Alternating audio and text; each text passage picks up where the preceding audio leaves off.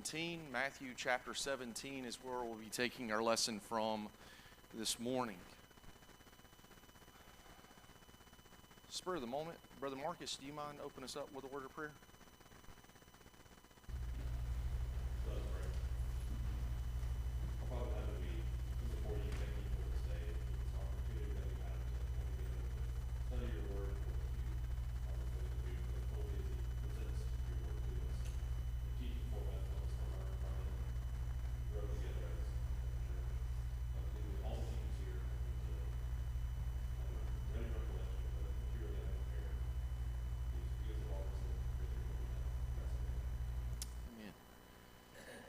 Looking at quarter number 3, so you can take a picture of this or you can ask me later, but we do have a gospel meeting this quarter, so we're going to have to manipulate the schedule a little bit. There's the table of contents on the left. On the right for me, I know that's flipped for you guys. On the right, I've got the different lessons. So the double up lesson, we're going to have to double up one lesson. The double up lesson is August the 16th, and we're going to double up lessons 7 and 8. Lessons 7 and 8 are the ones that I chose. And the reason I chose those is that is John chapter 9 and John chapter 10. And that seemed to be material that we could rather move through a little bit easier, because later some of these lessons, and Matt, I know that you've taught for a quarter now, it's kind of amazing sometimes how you come into each week, because there's some weeks where we cover, like, it seems like 20 verses. The next week we cover, 78 verses. And just trying to find a commonality there. So what I've done is lessons 7 and 8, and I said John 10, that's actually Luke 11 and 12. So lessons 7 and 8, we're going to combine those two on August the 16th. Everything else is going to be single lessons all the way through to the end of this quarter. Now, when we think about where we are prior to getting into the text itself, where are we in the ministry of Jesus?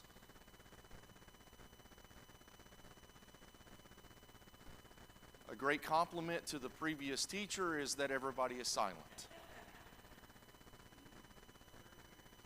Okay, so we're getting into the third year, or at least the final year of his ministry. What major episodes has recently been covered and talked about? All right, the Transfiguration, and of course right before the Transfiguration is Peter's confession in Matthew chapter 16. Those are two pivotal scenes in the ministry of Jesus, because what are we now looking toward in this third and final year of his ministry? His death. Remember, right after he asked the disciples, who do the people say that I am? Well, who do you say that I am? Peter gives that great confession. Peter is blessed because of that great confession. But then just after that, Jesus tells them for the first time what? I'm going to Jerusalem and I'm going to die. And then just after the Transfiguration, and in Matthew chapter 17, just prior to the text that we have this morning, in verses 22 and 23, Jesus says again for the second time, I'm going to Jerusalem and I'm going to die. So Jesus has not left these disciples without a forewarning and without prophesying about what is forthcoming. But yet, now, are they fully listening to these things? Are they hearing his warnings? I think they hear them. Yeah, they hear them, but they don't have the full, complete understanding of them. And I don't think they're going to learn that until after everything's said and done. Then certainly things are going to change in a dramatic way for them. All right, so looking at Peter and the temple tax, Matthew chapter 17, 24 through the end of the chapter, the questions we had here, we'll talk about a couple of them. So one of them was when Peter answered yes to the question regarding Jesus and the temple tax, he showed his what? I put desire to please. Desire to please. All right, why did you put desire to please? He wanted to please the temple tax collector because he didn't want them in trouble. He wanted to please Jesus by taking care of business. I mean, that's my thought. Okay, so Jesus, Peter's almost essentially like the entourage, and he's kind of like you can't get to Jesus except through me, and trying to please all parties. All right, I think that's a good answer. All right, what else do y'all see there? Impulsive nature. All right, so the impulsive nature, Peter just answers yes.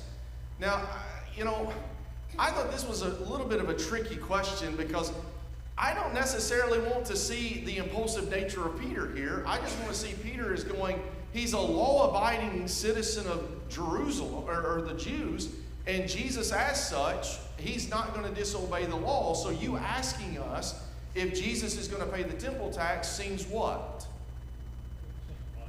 It seems logical that Jesus, because of who he is going to pay the temple tax. Now, does it give Jesus an opportunity to talk to Peter about these things? Yes. But is Peter necessarily, I put impulsive nature. That was the closest one to the truest of the answers. I really like desire to please because I'll be honest, out next to that one I just put no. But then you've changed my mind on that. I really appreciated your insight and just looking at it from a different perspective because I think that was good. Is Peter driven by fear? No, yes, sir. I put that. Okay. Because Jesus being man and everybody else in the temple is man, and Peter knowing that he's the Son of God, I can see, but I don't know if he should pay a tax or not, and then when it's stored, what goes on next after that. So you hear Peter saying it not like an emphatic yes, but more of a yes? Okay, so vacillating between two opinions there. I just, that was one of those gotcha questions, I think, in a sense, but still yet I appreciate, any other ideas there? Now, well, why does Jesus pay the temple tax? Jesus said, I'm king, I don't pay the tax. Mm. If that's Peter, king pay the tax or not. Jesus says the king. He said, I'm not you to pay the tax. But just since you said that you would, would you not offend these people? You're going to catch that issue. All right, so when I look at Jesus' response in coming back toward Peter here, I really see Jesus, he's not going to muddy the water. He's not going to raise any attention to himself that was not necessary, especially at this point in time in his ministry. Jesus already knows what Jerusalem means, so before giving them ammunition that could be easily used against him, here Jesus submits to the law of the land. Now, the law of the land, you go all the way back to Exodus chapter 30, in verses 12 through 16, you have the law given concerning the temple tax. Essentially, what is the temple tax and why was this important? All right, maintains the temple. Now, in Exodus 30, it's the maintaining of the tabernacle, but of course that carries on. It seems to have been a perpetual tax. Is it an aggressive tax? Does it ever change? No, it would be the same because essentially what Moses what God was concerned with is that here we're going to erect the tabernacle in all of its beauty and splendor and majesty, all of the gold and all the various things. Well, what do you have to do when you maintain something? Everybody's a homeowner, right? Who is a homeowner? Is home ownership just simple and easy? You just pay the mortgage payment, and then even if once you've bought the house, you just don't worry about it anymore, right? It's just constant. There's always something to do with the house. Well, how is Israel? How is the Levites, who are the ones in control of the tabernacle, the ones in control of the temple? How are they going to be able to pay for these repairs? The temple tax. No, they would hire somebody. Mm-hmm. But we see, we see the logic behind even the temple tax here in the reason for all of those things. Well, Jesus sent Peter to the Sea of Galilee to do what? To fish. That seems like a pretty logical thing to do. If I was going to choose out of the 12 disciples, Peter would be at the near top of the ones I would choose to send to go fish. Now, what's interesting about what Jesus says to Peter here?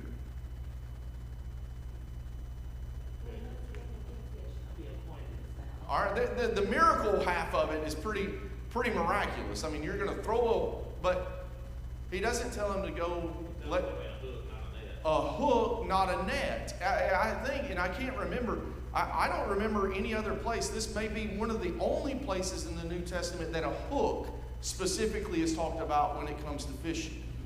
Because if you're going to live off of as a fisherman, you don't want just one fish, you want a whole bushel of fish, and that way you would need that net. But here, Peter's told just to let down the hook. But then let's talk about that. Peter, what do you think he's thinking as he's making the way to the sea after Jesus has told him to do this? There is no wrong answer to that question because this is completely hypothetical. Well, obviously he thought he was happy because he went. All right, so and I mean, you think about Peter up until this point, while yes, he does have an impulsive nature, Peter is very trusting in the Lord. I mean, remember just a couple of chapters ago in Matthew chapter 14, when the Sea of Galilee is boisterous and the storm is upon it, Peter said, Lord, if it is you, what? Command me to come to you.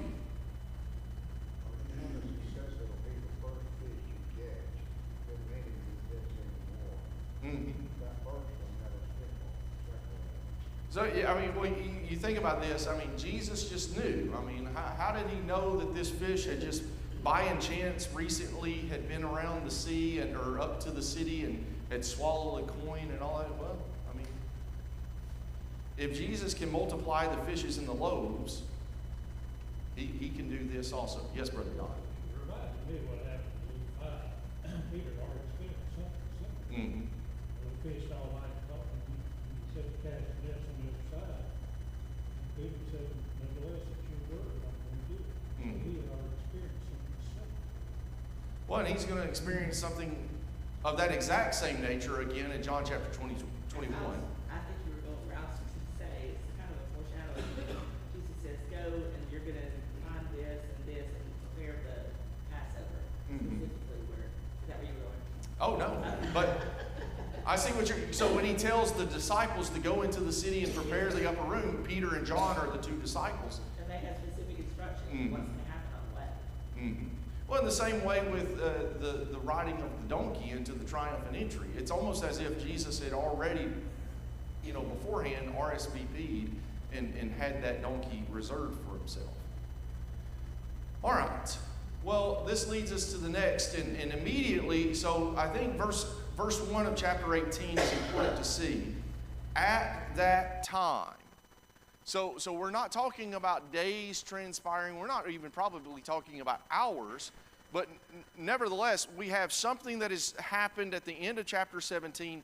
And at that same time, the disciples came to Jesus and asked him a very important question. What sparked the apostles to dispute over their rank in the kingdom?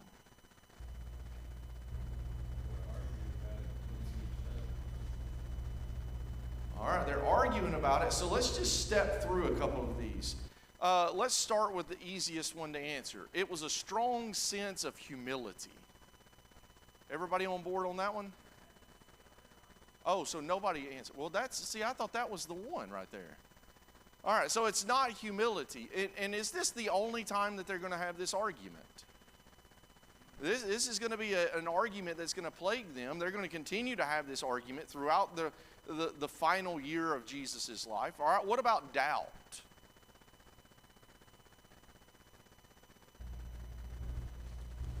Y'all had the exact same thing in that for that? I'm just looking at the, so you got the transfiguration. Mm-hmm. We had Mary, James, and John.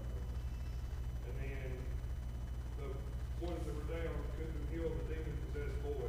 And then now they're talking about this. Mm-hmm.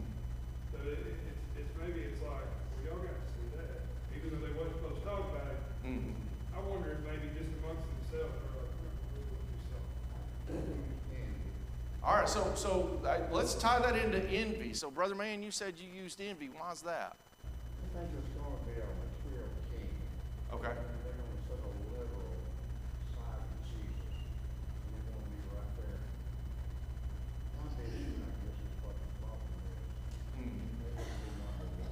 Well, it's about like, you know, who was the king who had a round table? Arthur. Yeah, King Arthur in the round table. It's kind of, that's seemingly, but let's drop down a little bit further with envy. In Matthew 14, who got out of the boat? Peter. In Matthew 16, who said, "You are the Christ, the Son of God"?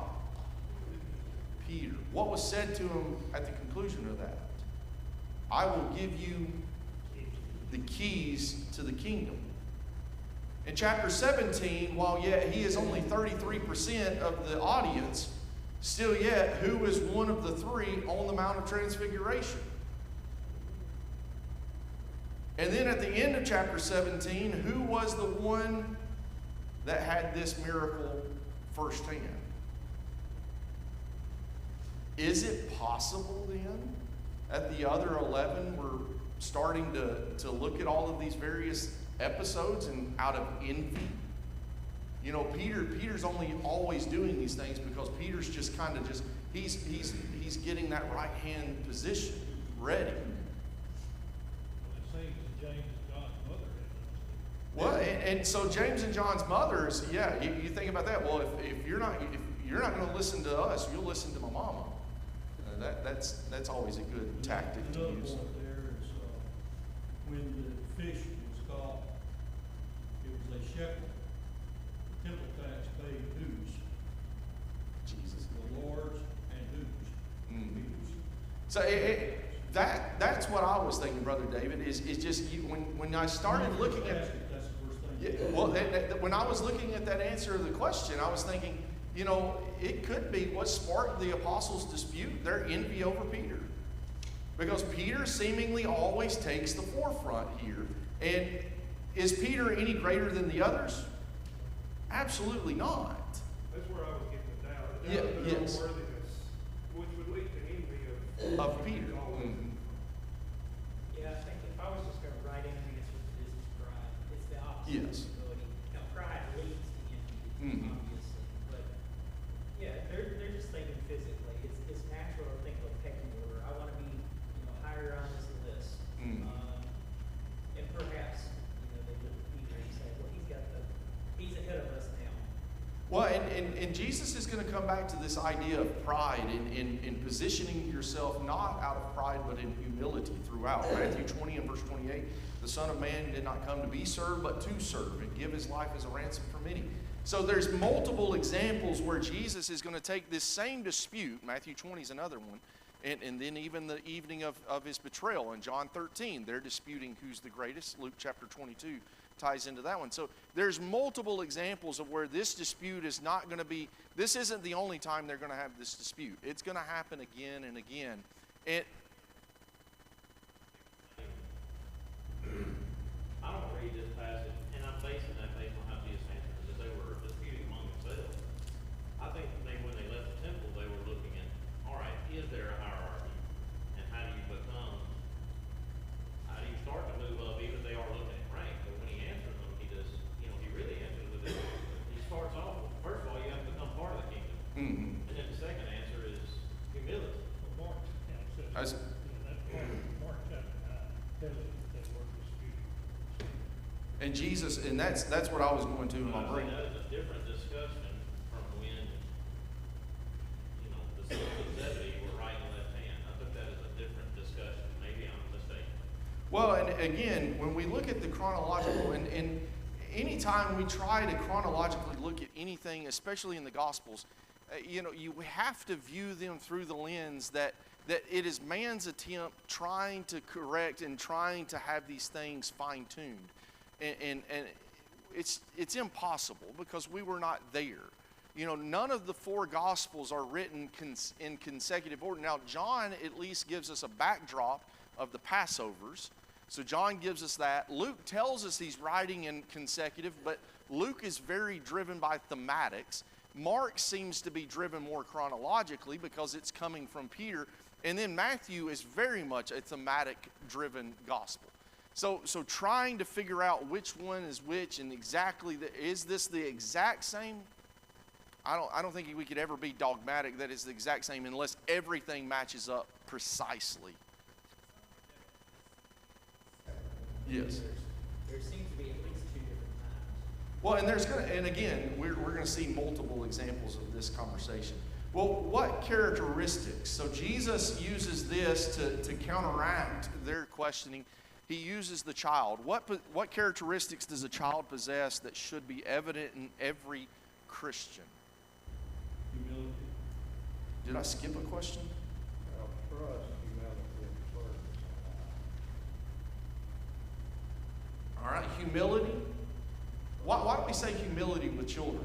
Because I've met some children who wear crimson and white that are very prideful. I say that tongue in cheek. Well, they do want to please. All right, but a child generally is humble in what ways? Say it again. Innocence, okay. And I think that is a major emphasis of humility here, is the reception to be taught. And that would tie in the following verses too. Jesus issues the warning about, if you lead them astray, it's better for you. I think when I look at humility, especially in this context, I think that the reception, the ability to be taught. Us as adults, especially, when you become a professional in your career and professional and whatever it is that you know a lot of things about, if you have an air of arrogancy with that I'm the expert, you don't know what you're talking about, could that be harmful? Because at the end of the day, we are all still students, or ought to be students. And It's also the desire to please. yes. Well, so the children have a desire to please. Yes, sir. Brother Seth. I think reliance. So if you think about children, they're always reliant on an adult or a parent or guardian. And so you think about that instance here where total reliance, and that's something that they were in this discussion being degraded. They weren't trying to be reliant. The prideful was, I can control my own destiny. That's the complete opposite of what Jesus was trying to do. Absolutely. And what is the example of Israel throughout its history? They were not dependent upon God. They tried to trust in themselves. And where did that lead them? One trait of children too is that brutally honest. Mm-hmm. I asked a little boy, 2 years old, yesterday, could I have a Bible with a popsicle? He said no. Brutally honest. I've learned that you do not ask little children questions that they deserve a specific answer, nor do you ask older individuals the same questions, because they will be brutally honest too. I think that's one of those things that you kind of lose in the meantime, because I'll never forget what my great grandmother said one of the last times she ever talked to me. It was quite mean.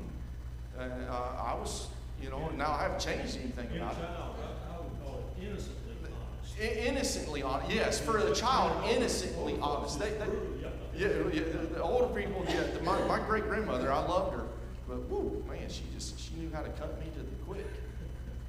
And one other point that is children have an innate, it seemingly that we lose, and that is the ability to forgive. Children just seemingly, they can get over things and obstacles much quicker than we as adults can at times. Today, Jimmy and Sue were best friends, but the next day, Jimmy threw a rock at Sue. Well, what happened? Jimmy says, I'm sorry, and then what do they do the very next day? It's just like nothing ever happened. And that's really what they demonstrate there is how we ought to imitate and be like them. All right. Any other thoughts there with the lesson with the child? You can tell them anything, don't worry. Absolutely, and that ties in, Matt, to what you were saying just earlier, and that comes into this next question. I can't remember. I guess I got this. I don't have these questions right on my sheet of paper. So, all right, we'll go. So we've already done number 6. Number 5, we already talked about too. Any other comments, questions about this? When you look at Peter's response, a lot of the apostles' response forget that he speaks with authority. And children do the same thing. Mhm. When they speak, you know, I said, go turn that knob this way. I already turned it that knob. So what you do? You know, I'll say parents with authority, they don't really debate, and children who are used to that type of authority, they don't question, they just go do. Mhm. And I think in a lot of cases, that's what Jesus is setting an authoritarian system where he's saying, you don't need to understand. Mhm. I understand. Mhm. You might eventually understand. Well, But and I told you to go. but that kicks against the goads for us as Americans because that's not the way we operate in our governmental system.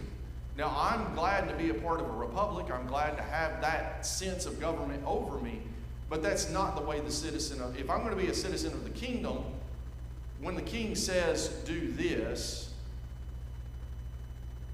Well, if we're one of the governments in the world that don't hold the line, yeah. I mean, it's so great today that we think we can apply that. And I would sometimes say that to the Jews at the time. They had graded so that it would play to their desires, I guess is the easiest way to look at it. They would grade the law. Mm. That's not what Christ calls us to do. Brother Ron, and then Matt. Yeah, I thought it was interesting in verse 3 that he said, unless you're converted, it can come Mm. as children, which is telling them that even though they're converted to Christianity, they still need to be converted in the temple. Mm. Brother, I'm glad you brought out verse 3 there too, because here he's talking to his, but yet they still need to be converted. And what the implication to me is that we can get to a point in our own Christianity and in our own lives thinking that we've made it. And again, if we've lost the ability to be a student and a lifelong learner and a lifelong disciple who faithfully submits, we can miss it very easily. Thank you, Brother Ron. Okay. Oh, no, you don't get to do that. You know, That was Brother Ron's point. Yes, ma'am. Also, as far as discipline, a child is very forgiving Mm. and receptive to discipline because even with a child, they'll turn right back and sour. And they want to get back and raise them as a Christian, we should be receptive to discipline. Absolutely. And I was thinking of Hebrews chapter 12 there specifically, where he disciplines us not as illegitimate children, but as his sons and daughters. So we have to have that reception of discipline. Well, looking at the unidentified miracle worker, oh, I'm sorry. Was there another? I was gonna say forgiveness, because it's a lost thing. Hmm. We forgive, but we don't, we still hold on to it. Hmm. There's a whole lot better of a chance of a child forgetting and just moving on, where we hold the grudge. We hold things. Absolutely. All right, so what was John's attitude when he spoke with Jesus about the man casting out demons? They can't do that, that's ours. Exactly. All right, it's kind of like what James and John said when Jesus was making his way south and the Samaritans rejected him. James and John, the sons of thunder, said what? Let's call down heaven upon these people. So John is a little bit quick to hey, he's not one of us. Why does he have any right or part to play in this? We need to get him to stop doing what he's doing. All right? What was Jesus' response to John's concern? Let it alone. All right, leave him alone. Why? Whoever's not against us is for us. All right, he who is not against us is for us. Now, there's a couple of things that I want us to talk about real quick because I'm seeing my time go quickly. First off, is Jesus teaching unity and diversity here? Matt, you shook your head very quickly. Why is Jesus not teaching? I mean, what this man is doing, he's doing it in Jesus' name. He's doing the very same thing, he's just not among them. All right. It's nothing different. And I think that ties into, like, when you go over to 1 John chapter 4, In 1 John chapter 4, we know the first verse, "Beloved, do not believe every spirit, but test the spirits to see whether they are from God, because many false prophets have gone out into the world." Well, what's the test of the spirits? Verses 2 and 3.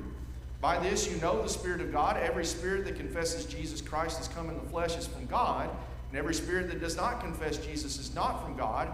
This is the spirit of the Antichrist, of which you have heard that is coming and now is already in the world." There's a definite line in the sand where you can distinguish and differentiate between that which is true and that which is false. So it is never in any sense, I don't read this as Jesus saying, well, as long as they're preaching in my name. No, it is, this person is doing things according to the way that Jesus has given him. Now, in Luke chapter 10, Jesus had sent out 70 in Luke chapter 10. He had sent out 12 in Matthew chapter 10. In Luke chapter 10, he sends out the 70. I don't know who this unnamed or unidentified miracle worker is, but when I go to Luke chapter 10, Jesus gave all 70 of them power. Is it possible that this unidentified miracle worker is one of those 70? Could have given others, it's not before. And he could have given to others. That's not, so I don't see a unity and diversity at all in this sense. What I see is more of he who is with us is not against us. Don't kick against them. Perhaps a modern day application of that would be jealousy of one church versus another church, Okay. another congregation. I mean, yeah, there's some of that rivalry between churches, which So you get that competitive attitude is, well, look at our number, look at our contribution, look at our number, and it's really just physical things. What do y'all have? And again, what are we doing? We're just tearing the Lord's body apart when we have this competitive spirit toward one another, especially as brothers and sisters in Christ. I was just wondering who was going to be the greatest. Who is this guy over here? Is he going to be greater than us? Mm-hmm. So it's a protecting myself, all right? But when I came from, the competitiveness of it all, it's, if you really look at it, everybody's gonna receive the same reward, no matter what, because they are serving God. And they're all gonna have the same reward, no matter if this one has 100, this one has 25, you're still doing the work of the Lord, and you're all gonna have the same reward, you're all gonna go up ahead. Did Jesus teach a parable on that? And did y'all cover that parable recently? The parable of the vineyard and the workers in the vineyard? Those who were hired all day, that was Wednesday night. You were not in here. But that was covered Wednesday night. Was that parable was covered on Wednesday night. And I think that's the point. And I don't want us to overlook something. In Mark's gospel, and I didn't check, I just turned to Mark's. Verse 41. What does this teach us about our discipleship? For whoever gives you a cup of water to drink because of your name as followers of Christ, truly I say to you, he will not lose his reward. What does that teach us about discipleship?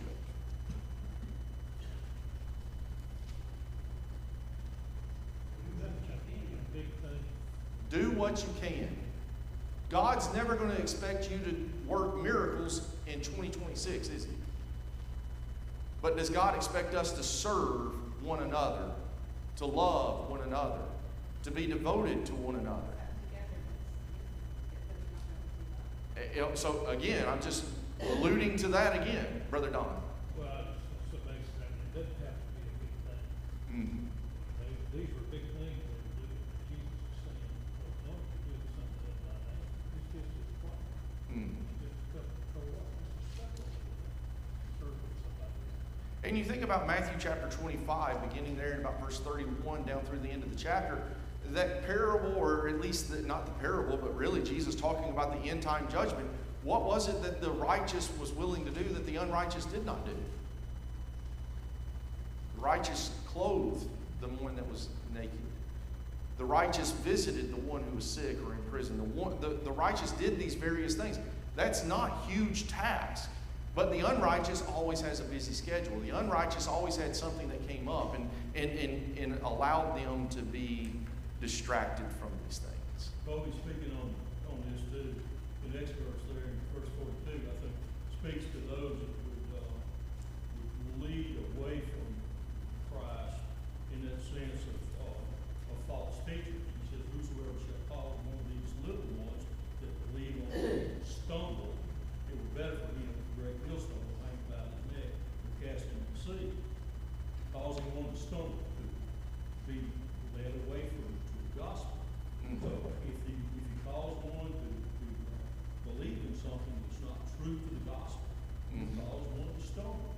So these today that are teaching something that's contrary to the gospel of Christ is causing one to stumble.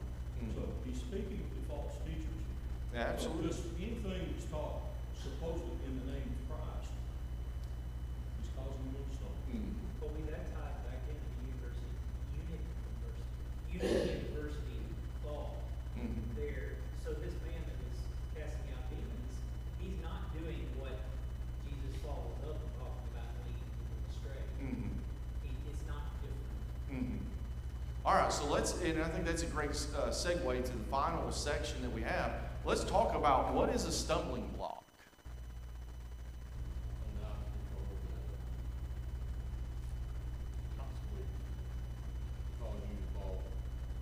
All right, so an obstacle, some obstacle that causes one to fall.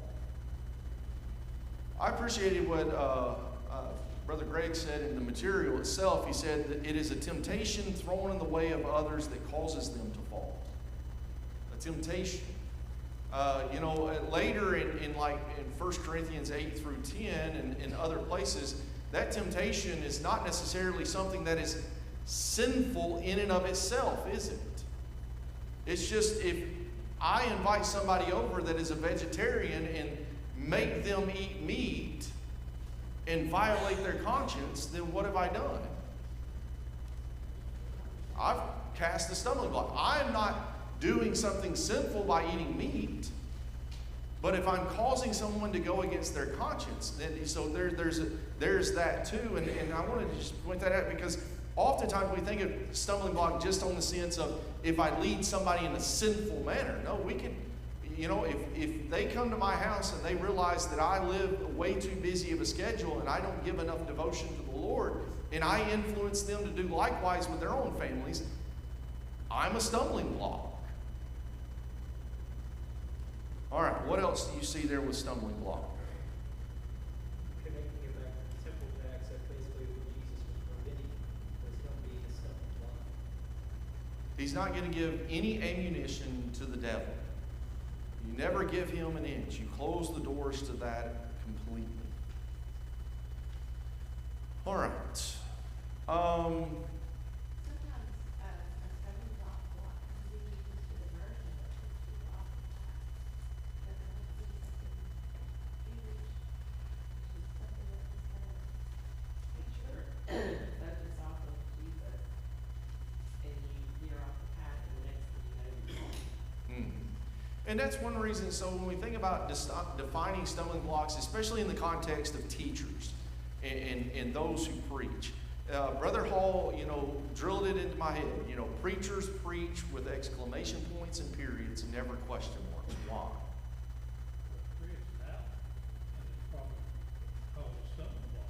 All right, we don't want to cause doubt. We want to reaffirm faith. We want to establish faith. We want to build up faith. Now, is there anything wrong with asking questions? Is there anything wrong with asking the question why? Jesus did a lot. Jesus, many biblical examples of individuals asking the question why. We have to keep those in the context, though. Am I going to get up and preach a lesson that is going to cause doubt? Well, I hope not. Because I don't want to become a stumbling block to anyone. What I want to teach is concise, clear, and understandable. But outside, if you come up, please understand, there's no question outside of the realm of my willingness to at least listen to the question. Now, I'm not going to tell you I'm going to answer it because I probably won't. Because I don't know is an easy answer to give you. But if you have questions, don't harbor them. Ask them. You're not being a stumbling block. Now, be cautious, and let me give this word. Be cautious to who you ask. Don't just ask the newest kid on the block. But you have 4 elders. Ask those elders those important questions. Don't harbor these things. Talk to these individuals about this. And the reason I tell you that is because I know of a congregation over in Madison who, one of the elders, he studied with an individual for 1.5 years. And within the next 6 months, that person is no longer a part of the church. He and his wife have divorced, and they are now both in very different relationships. And finally, when he gets one answer, it's why did you? Well, he's like, well, I thought about these things all along. I just never wanted to ask you the questions. Ask the questions. There's nothing off the table when it comes. You come and you ask questions, and we're going to go to God's Word and try to search out the answer. Let's clarify. We're saying stumbling blocks are intentional, or we're not saying they're intentional. What do you say? What'd you say? I don't think stumbling blocks could have to be intentional. I think you can be a stumbling block unintentionally. That's where we have to be guarded and understanding everything. Live by wisdom. I'm okay with that. I just think that might be an impossible task. Well, I agree with you that they could be both intentional or unintentional, but I believe that we see the wisdom of Jesus with the temple tax, and he was aware. Mhm. And I think that's my biggest thing about teaching is personal awareness. Mhm. Is that we have got to have, we can't be oblivious, we've got to have, that's why the relationship within the church and the relationship with other people and understanding other people, whether they're comfortable with, whether they're not comfortable with, and understanding with one another, and living with understanding with one another, to be able to apply this principle of stumbling blocks to one another. Ephesians 5:6 through 13. I think there are some key ideas on the, living and walking in wisdom. Let no one deceive you with empty words, for because of these things the wrath of God comes upon the sons of disobedience. So empty words, wrangling about words, quarreling about words, that's, if I can get up here and I can give you lexicon after lexicon after lexicon, and I can tell you what these Greek terms mean, but what does that profit us? At the end of the day, what does it profit us? If Greek is Greek to who? I don't think I have any PhDs in Greek here, right? Because if you do, I'm going to become your best friend because I'm going to ask you some questions. But if we don't have PhDs in Greek, we just need to deal with what we're dealing with. But don't wrangle about these things. Therefore, do not be partakers with them, formerly children of light. But I think trying to learn what is pleasing to the Lord. That is what ought to motivate preachers and teachers. Is what is it that is pleasing to the Lord? Well, we know faith is pleasing to the Lord, but how do I convey that? How do I demonstrate that? How do I teach on that? That's where I would be. Hope this is not dealt with in the lesson, but I've learned this with years of experience. Sometimes people look for something wrong. Mm-hmm. I'm sure you've experienced that too. Perhaps that's what happened to this man and this couple. They were looking for something wrong to rail their faith. They like to place a blame on other people. So be careful not to be one of those. I know that's not what Jesus is talking about. We don't want to be the one to cast something wrong. Well, wait, but I think that's a good flip to the coin. It's the same side of the coin, and brethren, if you're going to, I've got the microphone, don't I? Stay off the internet. If you've got a question, don't ask Google the question. Ask a brother, ask a sister, ask somebody that you can have physical contact with, that is tangible, that you can look at the Word of God together. Don't ask Google. All right, I know that. What is the millstone? The seriousness of it. I think, brother man, you hit the nail on the head. It is the gravity of becoming these things. It is better. I would much rather just not have a millstone hung around my neck and cast into the deepest parts of the sea. Thank you so much for your kind attention. Lesson number 2 should be there